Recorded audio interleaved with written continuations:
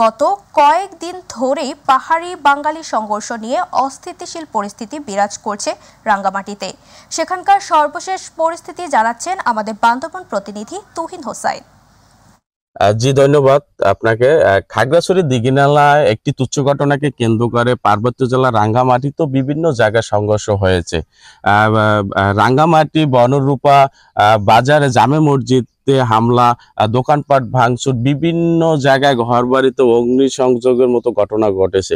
এই ঘটনাকে কেন্দ্র করে এখন পর্যন্ত রাঙ্গামাটিতে একজন নিহত হয়েছেন এবং অর্ধ শতাধিক আহত হয়েছেন। তারপর থেকে রাঙ্গামাটি জেলা প্রশাসক মোশাররফ হোসেন খান তিনি কিন্তু অনির্দিষ্টকালের জন্য 144 ধারা জারি করেছেন।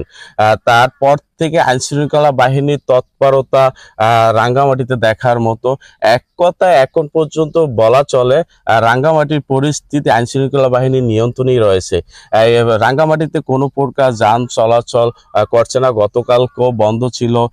এখানে পাহাড়ি সংগঠনদের 72 ঘন্টা অবরোধ চলমান আছে, 144 দ্বারা অব্যাহত রয়েছে এবং মালিক সমিতির যে পরিবহন ধর্মঘট চলমান রয়েছে।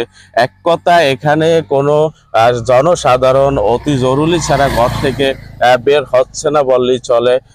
দোকানপাট বন্ধ রয়েছে, রাস্তাঘাটে তেমন মানুষ নেই বললেই চলে। এখানে পরিস্থিতি এক কথায় রাঙ্গামাটির বর্তমান পরিস্থিতি থমথমে অবস্থা বিরাজ করছে। এই ছিল আমার কাছে রাঙ্গামাটি থেকে সর্বশেষ।